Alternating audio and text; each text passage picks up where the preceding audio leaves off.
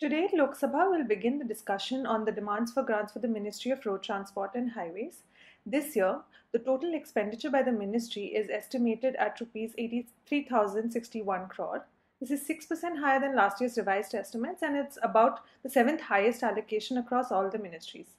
The ministry oversees the construction and maintenance of national highways across the country, and it carries out these functions through the National Highways Authority of India, or the NHAI. It also deals with matters relating to road transport, such as implementation of the Motor Vehicles Act of 1988. Within the ministry, the highest allocation this year is towards roads and bridges at Rs 45,890 crore. This includes development of national highways, expressways, and providing road connectivity in areas with poor connectivity. The next significant allocation is towards the NHAI at Rs 36,691 crores. This includes funding towards projects such as the National Highways Development Project, or the NHDP, which includes the Golden Quadrilateral and the North-South and the East-West corridors. The ministry also implements the Bharatmala Pariyojana, under which about 34,800 kilometers of national highways are to be developed over the next 5 years. In this year's budget speech, it was announced that this scheme will be extended to include state highways as well.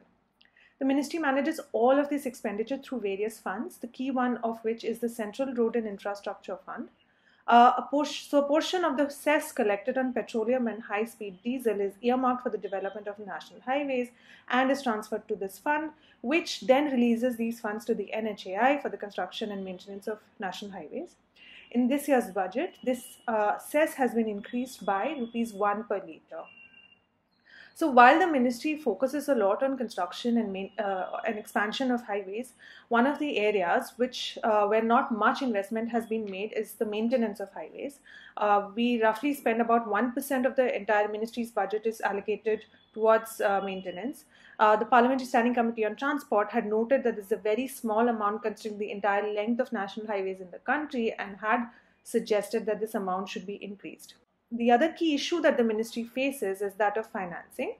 Now, while the central government has been increasing the allocation towards the ministry significantly in the past few years, the Parliamentary Standing Committee had noted that this is not going to be sustainable in the longer term, and it had suggested that the government should set up appropriate financial institutions and mechanisms to bring in more investment, maybe through the private sector, into the road sector.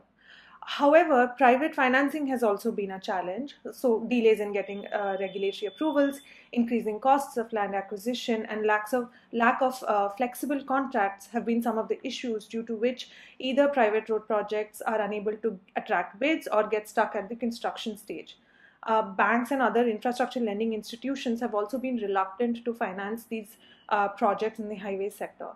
Now, experts have also noted that because these projects tend to span for 20 to 30 years, any change in the economic or policy environment may affect a private developer, and the contractor may lose bargaining power because of these abrupt changes. One of the suggestions was that an independent regulator should be set up in the sector, which can regulate private players in the sector and also encourage more private investment. Other suggestions have been to have a relook at the kind of contracts that are being awarded out and making them more flexible for the private industry. For more information on the expenditure by the Roads Ministry, please have a look at our analysis on the demand for grants on our website.